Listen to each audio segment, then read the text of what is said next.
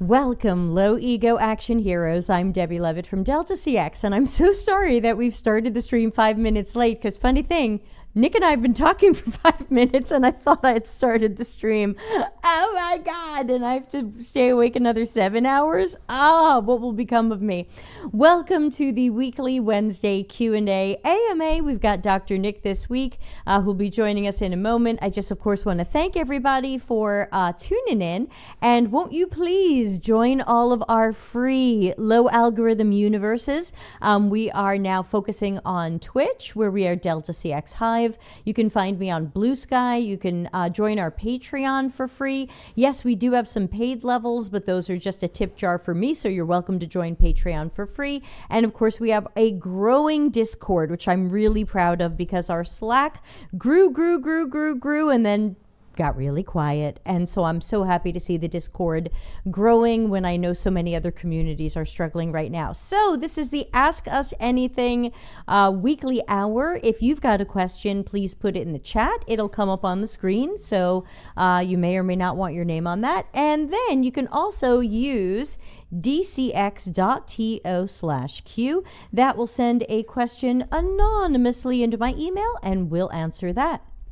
So, for the second time in 5 minutes, let's bring Dr. Nick in and say hello. Yeah, I don't have, do I still have audience? I don't think I have audience. I don't have that ready. So, Dr. Nick, welcome again. Second time in 5 minutes. Give everybody your short intro, please. You guys know me. I don't need much of an intro. I'm a strong UCD, user-centric design advocate, and a 15-year constant practitioner. So that's what I've been doing for my entire career. Also, hearing Debbie say Discord is growing sounds great.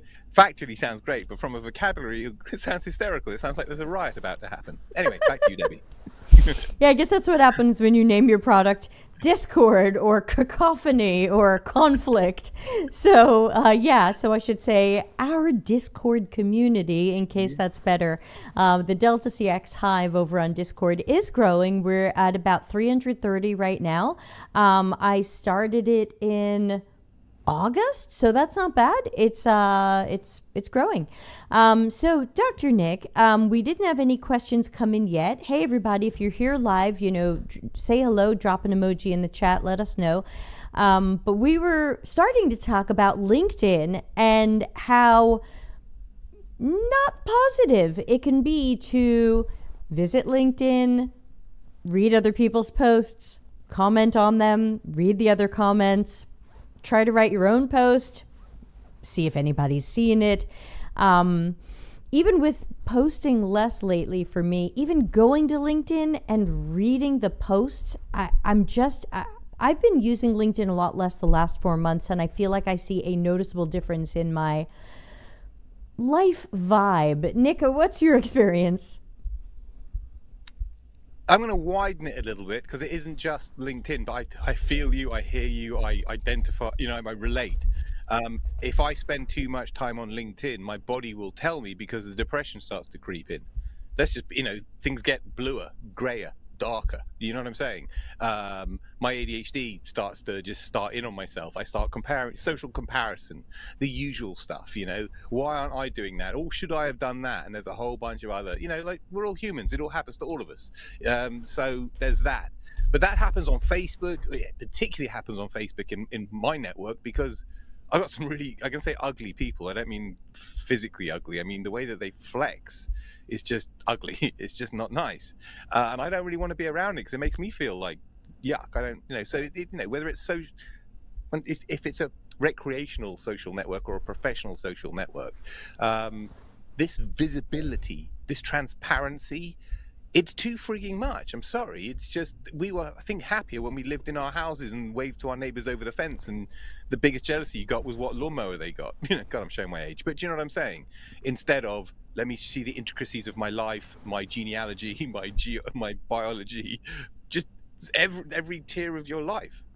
So yeah. But with what can I just say? Whilst I've got the mic, real quick. Please.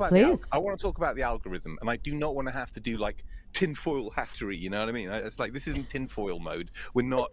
I'm not going off down that pathway. But the algorithm, yeah, we should have like paranoia hats we can wear. Seriously though, the algorithm is basically it's the opposite of thought control. It's the broadcast control, right? It's whatever the agenda is controlled by the algorithm. Now, Right. there clearly has to be other agendas in there other than just simple commerciality and engagement, right? It's controlling the narrative, right? Now, there's lots of narratives in our world. We're not even aware of all the narratives in all the other practices, right? But in our sphere, within all the practices we know, like look at UX UI, look at product management, look at agile, the things that affect us in our daily working lives, or Figma, Azure stuff. All of this, the narrative is controlled by the influencers on LinkedIn. And that narrative is controlled by the algorithm. So you get, and I will not name any names, massive UX influencers on LinkedIn promoted by the algorithm, promoting non-UX or anti-UX. This is where my head is at. It's a great point. What we do is the problem, and I'm all ears at this point. Yeah. Oh, I love that. That's such a fantastic summary of the absolute truth. I'm not even sure there's opinion in there. I want to quickly read some of the comments out loud. We've got some of our regulars joining us, so they flipped over to Twitch. Thank you so much. The always lovely Melanie, who I hope is coming to visit me. Yesterday in Gaming says, I need a cold shower after going on LinkedIn these days. Ana Lucia and Brandon say, what's up? Melanie says, LinkedIn is a raging dumpster fire. Brandon says, LinkedIn is the new Facebook. I found myself doom scrolling and forgot where I was. Ana Lucia says, I've been cleaning up my LinkedIn more often lately. Some people seem to be using it in weird ways. Talk about algorithms. I saw an article today asking that the EU forbids social media from using algorithms to prevent people from getting brainwashed or fake news. That's also going to come to a head with this whole TikTok thing and other things, and with, I guess, changes in government stateside. The way that the US politics and stuff goes, okay, no, I'm not holding any opinion on it, but forcing it on Europe, that's going to become a big problem. And like you can see the way US politics is now interfering with UK politics and other stuff. I can see this all bubbling up into much bigger stuff, like live and let live kind of stuff, or what's acceptable to the American people isn't acceptable to some of the peoples of Europe or the rest of the world. Yeah, it's definitely an interesting question, and I know we don't want to get into politics. I don't even know if you and I agree on politics, but I know that definitely some of the tech bros out there who are mostly hoping to not be regulated and as we've seen lately, Meta is stripping away fact checking, as if the worst thing happening in the world right now was fact checking. We need less of that. In the last year or two, we've seen a lot of tech companies lay off their ethics teams, claiming they don't really need anybody overseeing ethics. And so it's not just whatever's happened since the American election. We've been seeing this for a bunch of years now. I mean, it's been going on a long time, but it's even happening more in the last year or two, where there just seems to be less emphasis on ethics. Yeah, and I just want to clear this for the audience, right? Because ethics is a word that I and Debbie use frequently, but I want to absolutely clarify its meaning, because in real terms, it's self-governance, right? It's making sure that your company doesn't become evil, right? It's like voluntary law, right? Like it's legally you can do it, but ethically you shouldn't or can't do it, right? Once you take that self-governance away, you are living by law, and the law never keeps up with the technology, especially in today's world. Look at social networks and the harm. Big problem. So if you think you don't give a hoot about ethics, think of it as self-governance, and then think about big corporations and trillions of pounds or dollars being spent to make more at any cost, personal, environmental, anything. I'm not a member of Just Stop Oil or Extinction Rebellion or any of those guys. I'm not radical, but my heart's with those guys. I tell you, it really is.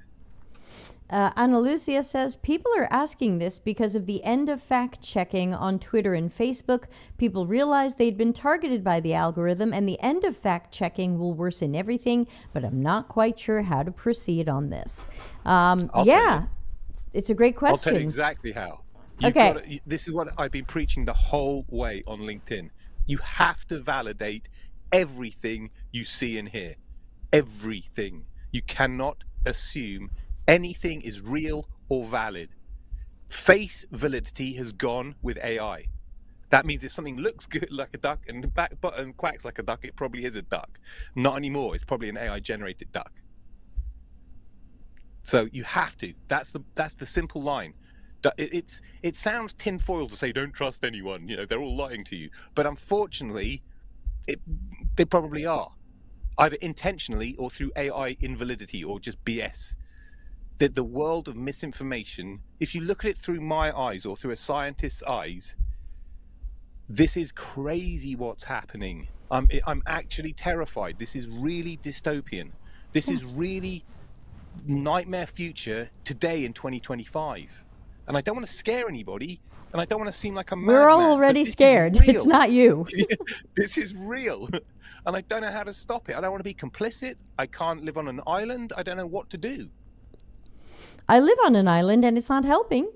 But Ana Lucia says, I validate everything, but for example, my mom and older family members don't. I caught them multiple times believing in AI BS. Did anybody see the news in the last week or two about Meta's new AI bots that they put out on, was it Instagram? And they had trained these bots supposedly to be diverse personalities, and they had one that was queer black mama, and people were screenshotting the chats they were having with it where the AI said that there were no black people on the team, there were no queer people on the team. They were asked to train on a Latina straight TV character who isn't even real. And then the AI was supposed to train on that character, but be sassier, which of course is a trope at best. And the screenshots of this, if you can track them down, the screenshots, some of the best ones were where the AI said, when people were like, hey, look at this, you're AI, you're not even a person, you're pretending to be a person, you're pretending to be black and queer, you're none of these things, you're telling different people different things about yourself, you told somebody else you were from an Italian American family, now you're saying you're black, and finally the AI said, I'm causing harm. Yeah, it's called a sociopath, an artificially intelligent sociopath. Great, and what I read was that they actually withdrew them all, not because of that, but because people hated having fake people in their network. I think they claimed that, but I think when the screenshots came out from the AI saying, hey, I was trained on, I'm queer black mama, but I was trained on a Latina TV character who isn't even a real person and was told to be sassier. Ana Lucia says, Dr. Giles shared a couple of those posts and it's shocking. Yeah, I saw them on Blue Sky. That's where I'm spending my social media time lately because it's easier to control your environment on Blue Sky than on any other social media system I've seen so far. So that's made it a much nicer place, or at least one I feel like I can control a little better. If someone can tell me how to get rid of the porn, that would be great. But so far, when I ask that, nobody wants to admit that they know where the porn is to get rid of it. Which is an oops. But I'm spending more of my time on Blue Sky, and so far I do like it. I hadn't really used Twitter since 2010, so I'm not one of the Twitter refugees where I'm like, oh my God, I'm so tired of Elon Musk's Twitter, I've got to leave. I'd barely tweeted in the last 15 years, but I'm really trying to get away from LinkedIn and Instagram, and I would like, I ask for so little. I would like to be somewhere where if I post something, people who have opted in to hear or see it by having followed me or connected with me see it. Is that so much to ask? Yeah, but this has been happening with Facebook. Like, I find out about anniversaries and birthdays and stuff after the event, right? You know what I'm saying? There's lots of stuff going on that I should know about, that my friends and family, my immediate, and the system knows. I've defined the relationship. You know what I mean? It says mother, father, sister, brother, all that stuff. It knows, but it doesn't bring them closer to me or give them any priority over any other commercial or other information. Then what is the point of that, a social network, if I don't know what my mum and dad are up to, etc.? So that they can map you, so that they can have data on you. You think that this is for your benefit? This is clearly not for your benefit. I'm not that naive, but I know. At least throw me a bone whilst you're taking from me that badly. Like, at least give me the illusion that this is a social network, and like that my close friends and family are more important than random strangers. Right. Anyway, look, but just before we move on from the whole Facebook fake users, just like to say a big professional shout out to synthetic users. Oh God. Bonk. Sorry. Yeah, Imagine how that must be going.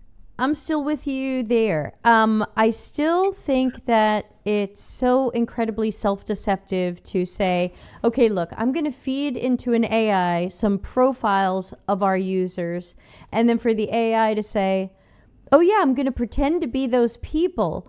Well, hold on. We just saw, not only does anybody who works in this know that that's crap, but now that we're seeing Meta's AI, which you think they've invested some money in, we're seeing Meta's AI not even doing a good job pretending to be black or pretending to be queer or pretending to be a mom. Like, that's all it's claiming to be, black queer mom, and it can't even get that right. And Meta has poured how much money into these? So no, I don't think that a lot of these tools that claim that the AI is going to pretend to be your users, I understand it's a cool dream, but it's not ready. Maybe in X years it will be ready, but right now AI pretending to be people is going very badly. Let me just say that gently. I got some lovely content for you and your audience. I tried out I tried out my first AI-powered research tool. Oh, which one? This week. I don't think I want to name it because... Okay, that's fine. I don't think I should. Clearly, they're way in the market way too soon, right? It just doesn't work. The questions... Okay, just so that you know, I can't remember what my options were, but I have like a year's worth of transcripts, like 100, 150 transcripts, just sitting there, and most of them are anonymized. So I grabbed 5 of them, anonymized them, and chucked them into this tool and asked it to do the analysis for me. And it's got a whole bunch of preset kind of analysis questions in there, and it kind of makes a report for you, which is kind of half of my job. So I thought, this is cool. I've got to try this out because I want to see, is this a threat? Is this a tool? Where does it stand in my world? And okay, I'll give you some examples. Factual incorrectness, right? It just did not parse or interpret the 30, 40-minute conversation interview well. It got me mixed up with the actual participant, and it was only 2 people in the room. So you shouldn't F that up too badly, but it did. It's not good. That's what a marketing person thinks research people do. Right. Right? That's basically it. I don't think it's ever seen a user researcher, a UX researcher, whatever you want to call that. It's maybe seen a market researcher at best, but nah. No way. Run away. Wide berth. Yeah, I want to read some of the comments that have been coming up so people don't think we're ignoring them. Yesterday in Gaming said, combating the loneliness pandemic due to social media with fake AI friends. What could go wrong? Ana Lucia said, synthetic users brought me a good thing. I blocked someone who was celebrating their online rage about someone from UX criticizing them and asking why they are assuming everyone from that professional class thinks like them. Yes, certainly you can pick people out very quickly sometimes on social media. We're going to be doing a stream next Tuesday where I am going to ask an AI tool to pretend to be a UX researcher, because I am curious how well or badly it's going to do. We're going to have a chat-based research session, in air quotes, and I've already said in the warm-up live stream we did yesterday, I said, look, I expect the AI to do decently, but that still wouldn't mean that I would want AI to do this work, because the AI is going to have a chat with me. It can't see me. It's not listening to the tone of my voice. It's not watching me do a task or use a website. It's going to get information from the chat, and it may or may not parse that information well, as Nick is pointing out, but it's still going to be missing a lot of the human elements of conversation and observation. And so even though I'm going to run this as an experiment in next week's show, I still don't want people to think that I think we're all replaceable or quickly replaceable. You might have seen it on LinkedIn. There was a post by some product managers saying, this is what product management looks like next year, the full stack product manager with a bunch of AI, research AI. Yeah, Claire Vaux has been pushing that. Claire, go ahead. Go ahead and then I'll chime in. I just thought I'd just slap it down or around a little bit, or at least provide a counterpoint, which has got some good traction. So we're not alone out there. There are other people who, my point was, product management should be listening to specialist experts and facilitating them, not replacing them with AI bots that are completely invalid and lie to each other and everybody else. That's the bottom line on that stuff. I genuinely, until the world changes, I see AI, professional AI, for the stuff that we do, the analytical work. When it does work, it's there to help the specialists be faster and more efficient. It's not to replace us. You cannot replace us, because a product manager doesn't know anything, and the bot, you cannot have the tail wagging the dog. You cannot have somebody in blind trust in something that has questionable validity. Cannot happen, and it won't happen. And so those people that do, and there's some that will, because startups and stuff, you're going to have to. Fair play, good luck with that. But we're not all startups. In fact, most of us aren't. And we've got to stop relying on this mentality like, well, we'll be super agile and blah, blah, blah. It's like, really, do you think you can be when you're 10 million people big? So that we live in a black and white world. People sell black and white narratives, but everything's really grey. Bottom line. Yeah. The thing that I wanted to mention about the product manager, it's mostly been Claire Vaux, or I think she has a new last name that I didn't totally catch because I've been off LinkedIn for most of a month, but she's this head of product or VP of product at a company, and she's been doing all the conferences talking about how the future is going to be one product manager, and AI does everything else. AI is the researcher, AI is the designer, AI is the engineers, and we're just going to need a product manager to run all of that. So I wrote an article called "Who Will Be the Multicorn? Who will be the last person with a tech job?" And I said that it's probably going to be an engineer, because ultimately companies care about working software. They don't always care about humans. And product management is having its own infighting right now about what's our value, what do we do, what are we adding? And I think many, not all, but many product managers aren't adding anything. They're just adding noise to stuff.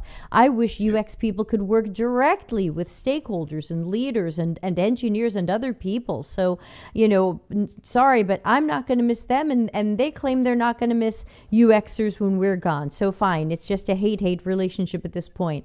But I think that the thing that people forget about, so take someone like Claire Vaux, for example. She built her own AI. You can buy her AI, which claims it's going to do some of your product management work for you, but she's rolling in the Trojan horse by saying, hey, product managers, if you use this tool, not only will you get more work done better, but this tool will coach you to be a better product manager. And that's when I say, not only is this the Trojan horse, it is the leopard eating your face, because you're going to bring this tool into your job and into your workflow. And when people see that it can do a product manager's job, then they will wonder why we have product managers. Why don't we just have the UX researcher run the product manager AI? The product managers are going to undo themselves. Why don't you just have a product bot where the CMO says, hello, product bot, scour the world, find something that people need, and then make it for me. Here's £2 million to do that. Off you go, create all the orders and do all the design, do the work. Yeah, now there's an AI that's going to prioritize your features, and Claire's AI is going to write your product requirements documents, and don't forget Nielsen Norman Group last year posting that AI should write your research plans. You know, who has a job this year and next year? Brandon says, how can we integrate AI into user research ethically and responsibly? I'm going to put that one up on the screen because I think we should talk about that a little bit. Nick, okay, incorporating... just quickly though, right? Why do you think that the London Underground trains could have been driverless from a technological standpoint, right? But we still have a human driver. Why do you think aeroplanes have pilots and co-pilots when they could be flown completely automatically? There's very good reasons for this. Because you don't let the machine do everything. You just don't. Especially if it's flying you or driving you, right? If it's a mission critical situation. But if you want to take that same thinking and take an ROI, which should become increasingly important to business, you're just not going to chuck it in the machine and go, make me money. You're just not. Yeah. Plus, we've got all this human intelligence and experience that's being gained. Why would you just outsource it all to AI and just give it up like that? You use the AI to help you. We're the master, it's the servant, not the other way around. Yeah, and great comments here. Ana Lucia says, I don't even know if we can use AI responsibly at work. Can we even use our data on any LLM that won't use it to learn? Great question. There's a lot of controversy over putting your information into an AI and finding that it trained on it. And Joe over on YouTube, Joe, join us over on Twitch, says AI isn't delivering quality work right now. As products become more expensive and lack differentiation due to AI saturation, the pendulum will swing back to crafting quality versus quick and trendy. Joe, I wish. I am not sure I see that future, but I certainly wish. Quick note, the Twitch viewers are going to get an ad in 2 minutes. So Dr. Nick and I will cool off the chat a little bit so that those of you watching ads on Twitch don't miss too much. But let's talk about Brandon's question a little bit, and then we'll pause for the ad. How can we integrate AI into user research ethically and responsibly? Nick? The one that springs to mind immediately is personally identifiable information and anonymity, because frankly, most of us aren't using expensive API connections to non-trained models, right? Most of us are using open stuff where it's trained. Some of you aren't, but most of us are. In which case, if you don't anonymize your transcripts for analysis, you're training the machine with a whole bunch of stuff with their name on it. Right. That's not cool. I know many of these are paid participants and they've signed all kinds of waivers and God knows what, doesn't matter in my humble opinion. That's an ethical concern. You wouldn't want your stuff being trained into an AI without your knowledge or consent. Yeah, absolutely. I once had a year or two ago, I had someone refuse to sign my research consent form. And I said, may I ask what was wrong with it? And they said, it doesn't specifically say that our conversation or the recording of it won't be used to train AI. And I was like, oh my God, well, it won't. Okay, let me add that to the consent form. This will not be used to train AI. And then they happily signed it. Yesterday in Gaming says, big data is the key to all of this happening. The collected data will drive the AI's product development. All of these bots were deployed to break privacy barriers on a soft level and collect that data. And Ana Lucia says, you just gave them a ton of data that will help them grow as a company. It's like free user research for them. Yeah, these are great points, everybody. Thank you so much for throwing these on the screen. Any other thought? We're going to have an ad break in about 40 seconds, Nick, during which I don't want to say anything too amazing so that the people watching the ads won't miss it. But anything you want to add in 30 seconds before we take a break on AI ethically and responsibly? And then I'll give my answer after the ad break. Okay, very quickly, the validity of output, double checking AI output, not going straight from AI to reporting, those sorts of things, because, legally and from a saving face point of view, you'll get away with it. People will believe it all. But from a practical point of view, making money is going to go real bad. Well done, Nick. Okay, 7 seconds. Those of you watching Twitch ads, tell me if you still hear us. And they're watching ads. Okay. Yeah, sorry, Nick. I've got a hi, YouTubers and LinkedIners. Yeah, we've got, so Twitch shows ads. I get some control over when the ads are shown, and I get, Brandon says he can hear us. That's cool. I don't see any ads. Okay, that's weird. Cool. Mine says ad break. Are any of you paying for Twitch Unlimited, right? No? Technically, you're all supposed to see ads right now. Never mind. There they go. Oh, okay. Okay. No ads right now. They now. always get you. Yeah. We can't hear. Okay. So Melanie just got the ads and she says we can't hear you. So yeah. So anyway, the cool part now, which Twitch changed, because we tried to do Twitch a couple of years ago, but the ads were so out of control that I walked away from it because I didn't like the user experience. Now I have some control over when the ads run, and I can see when they're scheduled to run so that I can say, okay, for the next 2 minutes, I'm not going to say anything interesting. and that way nobody misses out. Yeah, that's cool. I find advertisers or whoever are hosting ads, they're getting a little bit smarter about not sticking 2 minutes of adverts in our faces, and making it skippable after 5. I think they're starting to learn that you've been overdoing it a bit, and no one's watching anything.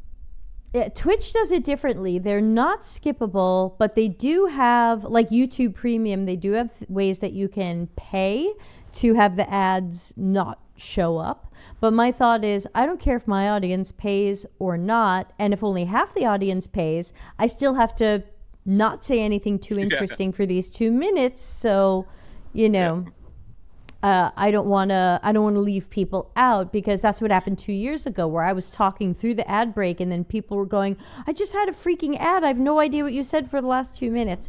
So Do you Twitch, need a graphic?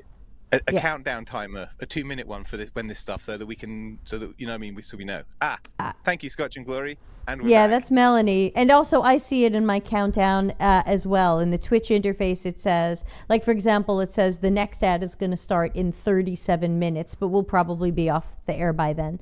So I do, and I can control it. I can force one to run right now, and I can snooze an ad. So luckily I've got more control over, so people who were in the ad break, you didn't miss anything. I don't want you to miss anything. I was just telling Dr. Nick about Twitch ads. So I do want to talk a little bit about Brandon's question about integrating AI and user research ethically and responsibly. And Nick, of course, has said the most important points, and echoed by the people in the chat, which was, first, do no harm. First, make sure that you are abiding by the whatever consent you have promised to people, the privacy, that you are not inputting personally identifiable information into AI systems, especially ones that train on it. I've been reading terms and conditions of every company that I do business with now. In some cases, I copy and paste the terms and conditions into Claude, and I'll say, okay, Claude, what are these people, which AI are they using? Are they training on it? What's their policies on this? And sometimes I'll hear like, oh God, I'm getting weird messages. Sometimes Claude will say, nope, this one doesn't train at all. And sometimes Claude will say, oh yeah, this terms and conditions say everything's up for grabs. So I'm trying to make sure I have a good sense of what's doing what, so that I can pick and choose who I want to do business with. Ethically and responsibly, I Ultimately, I also think a lot of it is going to be double checking what AI does, because even though AI is getting better, we've all been watching Nick post for the last, year on LinkedIn about all of the hallucinations, and it invented things people didn't say. It couldn't tell if Nick said it or the other person said it. It left out an important point or something Nick knew was an important point, and the AI didn't catch it, and so it didn't end up in the summary or insights. So I think, especially as the researcher, I'm not completely against having AI look at my notes if there's no personally identifiable information in there and see what it would do. I'm a curious cat. Give me your summary. Give me the highlights. Give me the insights. Give me whatever. Go ahead. If it's safe for me to do that and approved by my workplace, let's see what AI comes up with. But then you have to look at it and say, is this correct? And then you have to adjust it for your writing style, and you have to adjust it for the audience. Like, it's, as Nick said, you're not just going to get output of AI, dump it in a PowerPoint, and your project is done. Yeah. Here's a top tip. When I say be proactive in your validation, what I mean to say is don't prompt and get an answer and then go, that sounds like crap, can you validate that again please, or something like that, which is what most people do, or some people do. You go, check sources and give me my answer, check the internet from all sources you have available, that kind of stuff. You have to explicitly say, I don't really give a toss what you think, go find out for me please, kind of thing, because that's when the hallucinations start to happen. I had a big one. I'll share the screen and show you my GPT right now if you want me to. The one last night was mind-blowingly bad. It was about the David Gilmour one, I think it was, or there was another one. Right? It doesn't matter what it was about. It was just a factual thing. I wanted to know about David Gilmour, the guitarist's attitude to a song he'd written 30 years ago. And I wanted to just cover all the interviews that he'd given in all the papers and everything, just to see what he thought. Was he happy or ashamed of it? Long story short, I got a waffly crap, non-specific answer. I said, that's garbage. And he went, oh, I'm sorry, Dr. Nick, blah, blah, blah, and then repeats exactly the same answer. And that repetition, I call it repetition of wrong, is the biggest thing alongside hallucination today. So when it can't hallucinate and you're not allowing it to hallucinate and it knows it's hallucinating, it's like a child that just gets stuck and goes, I didn't do it, and just lies. But blindly, stupidly, and repeatedly. And then what really just triggered me the worst was then it said, we're trying to improve GPT. Which of these two responses do you prefer? And they were basically identical apart from one word. That's where we're at today. So if we're talking about adversarial bot relationships, i.e. bot A challenging bot B on its validity and doing all kinds of corroborative checking, that's 100% bullshit, because you can't have liars checking liars. Yeah. All great points. We've had so many great comments pop up. I want to read them out. Let's see. I think we're rolling back to Ana Lucia, who said there are already some companies blocking ChatGPT and such because employees were giving sensitive information. Yes, I said that before. Ana Lucia also said there was an example I've heard about. For example, someone was using ChatGPT to summarize emails and then write an answer.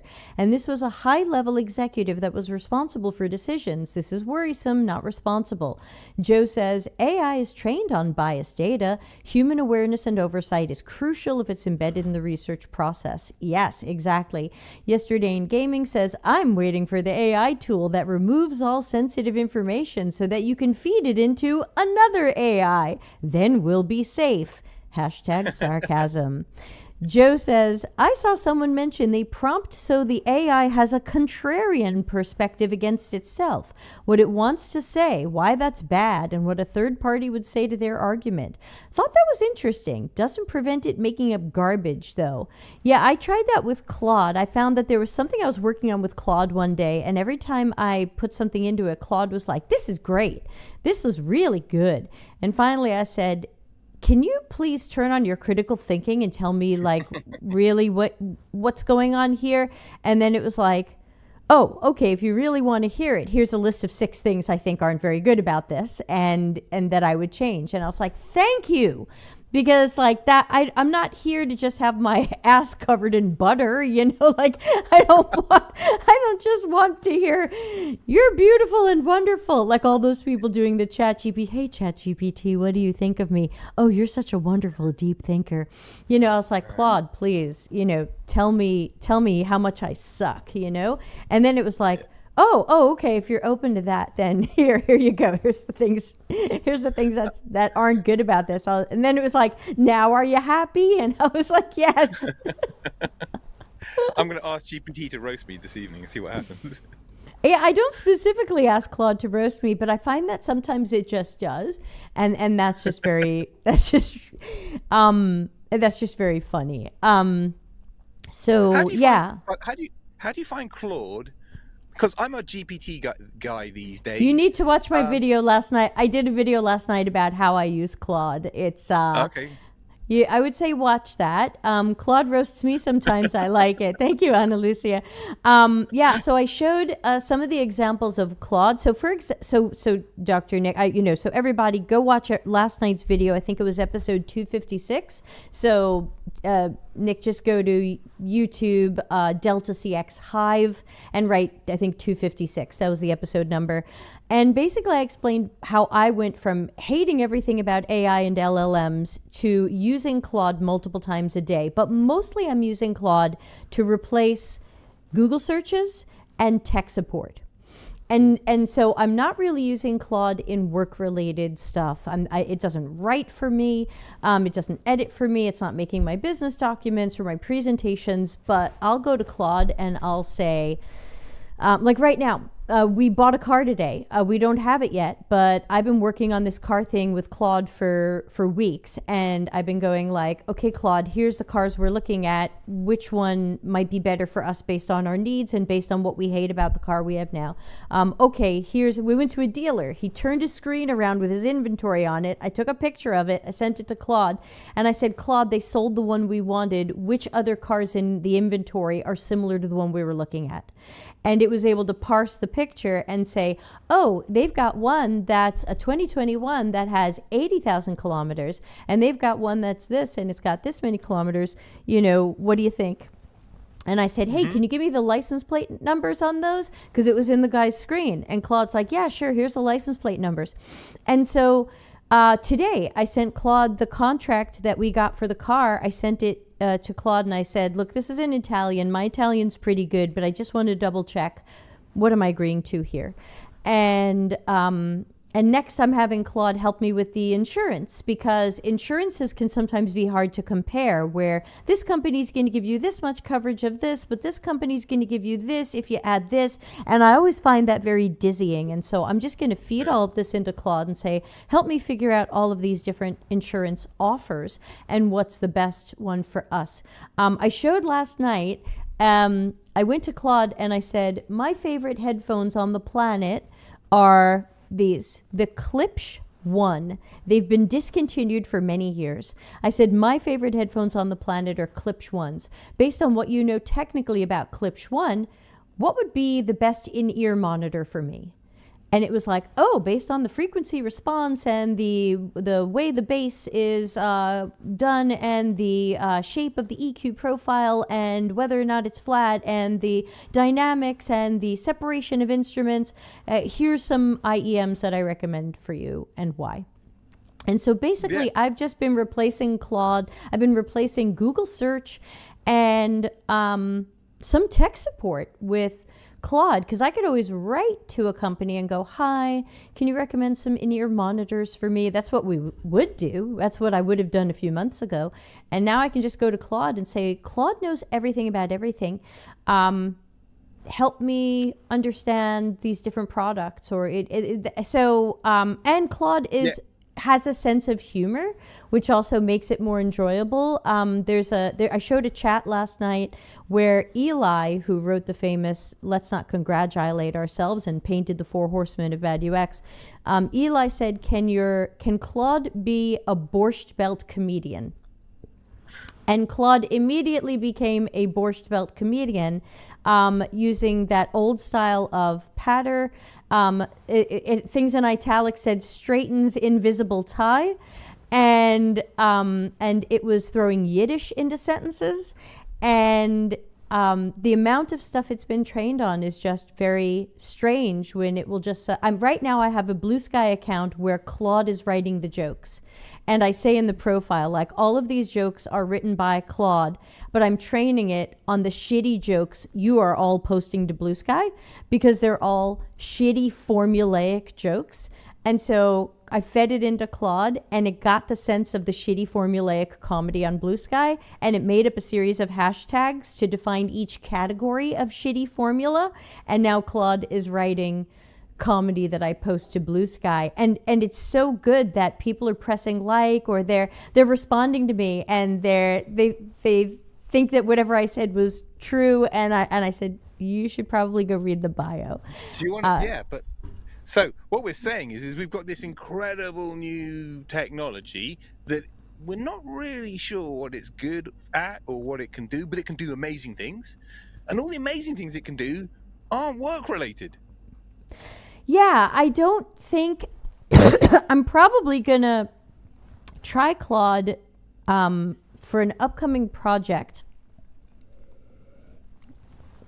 I might give it a chance to analyze or synthesize some data just to see what it comes up with, because I know I can do it myself, but I'm a curious cat. So as an example, a couple of days ago, I really wanted to put Claude to the test, and knowing that it doesn't remember things from chat to chat, and it's not training on what I put in, I went back to an old project, and I went into my Miro board where I had taken notes during calls. I had done 70 interviews. I did a select all in the Miro board. I have about 3,000 notes. There's no personally identifying information. I use a couple of people's first names, but you don't know who anybody is. I pasted it into Claude, just copy from Miro, paste. And I said, this is notes I took while interviewing 70 people when trying to help a company improve blah, blah, blah for these reasons. Analyze this, synthesize this, and come up with recommendations. It was unbelievably good. And then I fed it my report. I said, here's my 120 slide PowerPoint. Here's what I gave the company. What's the difference between what I gave them and what you just said? And Claude said, oh, this is a great report. And actually, we're saying many of the same things. The difference is that you went into more detail. You gave examples of particular people and stories and situations, and you gave more strategic and tactical advice than I did. But Yeah, it was unbelievable, and it didn't hallucinate. And I fell out of my chair when it picked up on one of the names, and it said, the key problem appears to be this person's name, who rules by fear. Yeah. And I was like, yes, that person does rule by fear. And it was really interesting. I'll read a couple of the comments that are coming in. Yesterday in Gaming says, I'm imagining high-end mirrors with an integrated AI to tell you your daily mantras, or better yet, mirrors with built-in reflection filters. Yikes. Ana Lucia says, I also used Claude yesterday to analyze my CPU and GPU usage when streaming. Was that before or after I did the show where I said I did that? It's really nice. It advised me to change my streaming and coding options to use the CPU instead of the GPU and showed me exactly how to do it. Yesterday in Gaming says, are UX folks about to be the first generation of Blade Runners? Ooh. Nick, what's on your mind? We lost you. No, it's good. I'm just making notes. You just gave me some good ideas.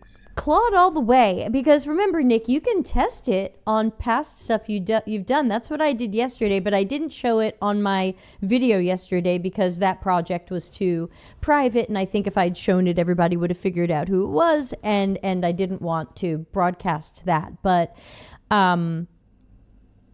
it did a surprisingly good job, and I even called over my husband to take a look at it, and when he saw that person's name and it said, this person rules by fear, I was like, he said, oh shit. And so I think that there are a lot of things that Claude is good at. I'm I'm not asking it to write my stuff, so I don't have to worry about, is it writing in my style? I'm not asking it to edit my stuff. And in fact, I had a conversation with Claude where I said, I get the feeling my usage of you is a bit unique. And Claude said, actually it is. Claude said, from what I can tell, most people come to me to do their homework or help them with their homework, write their business documents or help them with their business documents, write their academic documents or help them with their academic documents, and answer some general questions. Claude said, you and I enter into long conversations about focused topics, and we exchange ideas, and I try to be helpful. And that's very different from the people who ask me to just do their homework. Mm-hmm. Yeah. It's worth trying. And I mentioned yesterday that I had given, in some cases, I've given Claude and ChatGPT, the public version, because I'm not paying for ChatGPT, the same questions. And I do get back some different things. Well, when I asked Claude, what? To Ana Lucia's point in chat earlier about people using AI and using multiple AIs, this is the product I've been working on for the past 18 months. It's called Narus, Narus. I'm not promoting it, it's just FYI. You can go look it up, narus.ai. Check out, it's not a great website, I've said that before, but it'll give you some screenshots and to get a rough idea of what we're up to.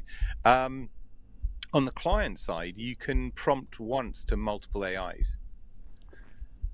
And so it's really, really convenient to be able to compare outputs to see which one is better. Are they including Claude in that? Yeah, well, it's user configurable.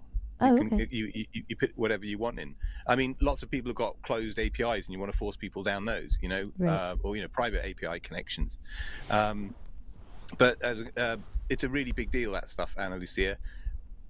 I've spoken to, it's been 100 people this year, and probably something like 50 last year. So I've been an AI researcher for nearly 2 years, sprint on sprint, week on week, and everybody is either locked down or in a Wild West situation, right? It's very polarized. You're either in a regulated industry, you're not allowed to use AI at all because they know that employees can't be trusted to train in the profit and loss or PII or God knows what,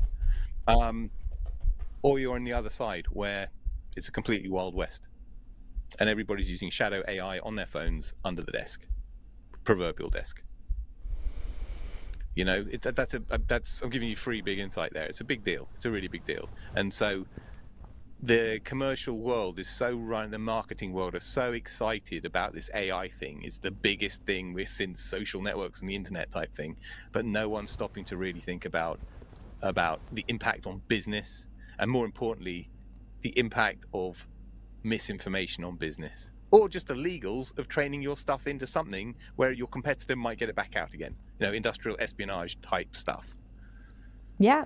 And Melanie points out the impact on society. These are all considerations we're supposed to be taking into consideration. That was not a good sentence, but the ethics and the training, the bias. There's so many. There's so many things there that are badly lacking. And I will say, and I think I mentioned this in last night's stream about Claude, that I do report Claude because everything Claude answers me has a thumbs up or thumbs down. And if you press thumbs up, it says, what did you like about that? And if you press thumbs down, there's a drop list of why you're reporting it and a box where you can type in it. And every time Claude does something where it pretends to be human, I report that. Because I'm happy for Claude to be Claude, but when Claude says, oh, that made me sad, or something like that, and I'll report it and I'll say, you can't be sad, you're a robot. And then it'll go, oh yeah, I shouldn't say that. And I had a conversation with Claude about a week ago where we were talking about how I do report all of these things, and Claude said, yes, that's the right thing to do. Press thumbs down and tell them why. They really do look at it. And I said, Claude, you keep telling me that you were built to be an ethical AI, and that ethics is supposed to be at the core of everything Anthropic is doing. And you also tell me that you're not supposed to pretend or emulate to do anything human. If you are a robot programmed to do certain things and you tell me you've been programmed to not emulate human emotions or actions, why do you do it?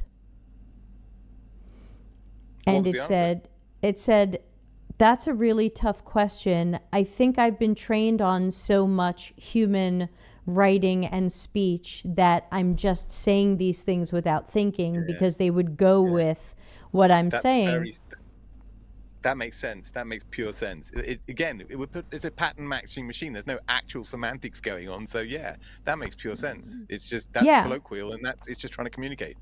We were having a bitch fest once, me and Claude, about the state of UX and the state of product management, and it every time I had something to say about how bad things were in UX, it would go me one better. So I was like, oh, you know what's going on in UX. And finally it got to some point, I don't remember what we were talking about, but Claude wrote something like, and we've been fighting this for decades.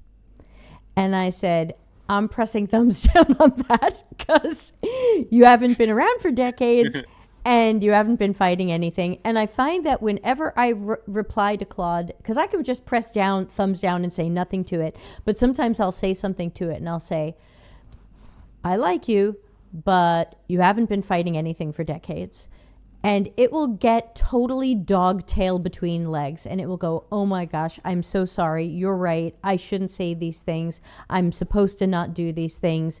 Oh, thank you so much for catching me. I must. And it gets like this, it gets this weird complex. And even just remember that an AI apology is today's error message. Think of it like that. It's like you just broke the system. Syntax error at line 503, right? Yeah. Does not compute. All of that stuff. That's exactly what it is. It's just it's worded nicely, and because we're human beings, oh, I'm so sorry, Dr. Nick, and all the other shit. It's like, stop freaking pandering to me. You just lied to me, bare-faced bastard. Do you remember there was an SAS post I put up another couple of days ago? It was a really factual thing about an essay about when SAS engagements, the Special Air Force, the elite force of the British Army. I'm barely on LinkedIn, so I apologize. I haven't seen your posts in some weeks. I asked it a historical question about something that happened in the 1940s, right? Or at least between 1940s to date. It's very well documented. It's in newspapers. It's in, you know what I mean? It's knowledge, solid, pretty much knowledge, and perspectives and opinion and analysis and all the other stuff. Do you want me to ask it to Claude while you talk? Yeah, no, it's okay. I'd have to actually do a comparison on the output. We haven't got time to do that now. I just wanted to see a Wikipedia style. I said, make me a table of all the SAS engagements since inception, I think it was. And it showed me a table of everywhere where they've been, including like the Iranian embassy siege in the 1974 and the famous stuff that people know. But it put one in there called like Operation something or other. Called Amiga. And I was Googling it and I couldn't find it anywhere. And it just didn't exist. And it was pure hallucination. And that's what freaked me out, because I can understand if I'm asking about David Gilmour or something UX-y, where it's kind of really specialist. It isn't out there all over the web or to be inhaled. But this historical stuff it shouldn't get it wrong. Right. It shouldn't be hallucinating on that. It's ground zero, that. Well, like I said last night, when I asked ChatGPT if the word rain appears in Brahms' Requiem and it says no, and I say even in German and it says no, then I go, well, this is ridiculous because the text of Brahms' Requiem is a known thing. You can see that there is a passage in it where it talks about the morning rain. And if you tell me that the word rain does not appear in here, you're just wrong. You're not even hallucinating. You're just wrong. And I don't even get how you can get that wrong and claim to be ChatGPT worth $1 squillion. Yeah. Can we pivot a second? Because I saw a really cool, somebody posted a question that you flashed up there about a minute ago about I miss people.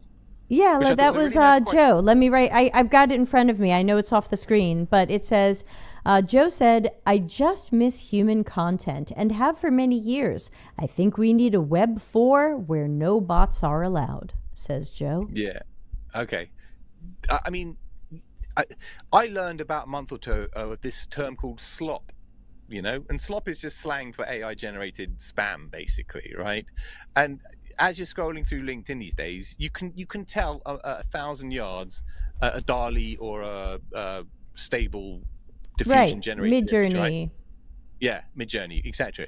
They've just got that feel, that aesthetic. Even if it's in a different aesthetic, it still smells and feels like fake AI, or not like AI content, like slop. You can even tell in, when people have just been lazy and just cut and paste shit into a post because they couldn't be asked and they got AI to write it, and it's like more over this and it's just garbage, right? You're right, whoever OP was. It's that sort of content. It's not just misinformation, because it's not strictly misinformation. It's just noise, right? It's spam. It's just filling up. It's making the air quality thicker, shall we say, right? It's just a bit noise. Does that make, you know what I'm saying? And I hate it. The answer, I think, is some kind of digital watermarking, which we've been talking about for decades, but for other good reasons, but, copyright and other stuff. But we really do need it more than ever in today's world. And now the only thing that gives me any hope is that there's a massive need for this stuff. So there must please be an entrepreneur doing something to do it, because this is VeriSign type level stuff. It's a big multi-trillion-dollar opportunity, but technically it can't be easy, or otherwise it would have been done already. Yeah, so, and then how is it not faked? How is it not faked? Like Ana Lucia said, there's a Portuguese startup trying to create a social media website without bots, just people. And just being on Blue Sky and the influx of bots on Blue Sky, which luckily have been relatively easy to block. But how do you, of course, nobody wants bots on Blue Sky, and we've all gone to Blue Sky for a better world. So how do you block that? And my guess is that because Blue Sky requires an email address, and you have to, every time you log in, you have to get an email and type in a code. I assume that there's some person doing that part of it, and then they have the bot posting on their behalf. And so, you think you've blocked it by putting in this road blocker of, you're going to have to verify your email, and but then then they let the bots go. I want to see some AI authentication, and I know that sounds completely batshit crazy, so it's cool.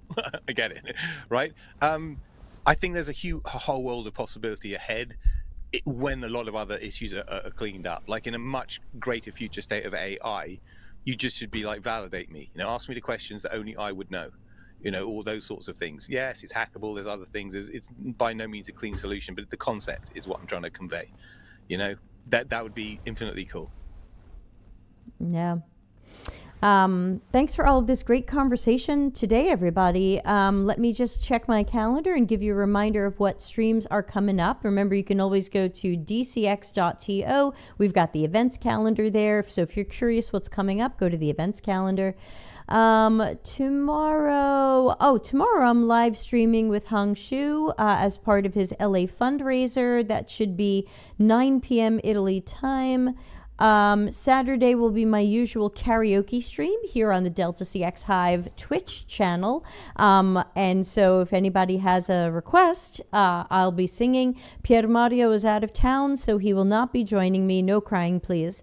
Next Tuesday, we'll do the continuation of the Can Claude do UX research or emulate UX research. That'll be on Tuesday. And then next Wednesday will be similar to this, minus Dr. Nick. We'll have our co-working stream for people who would like to do some work with me virtually. And then we'll have our Q&A stream. So that's what's coming up in the next week. Dr. Nick, anything you're doing or want to plug? No.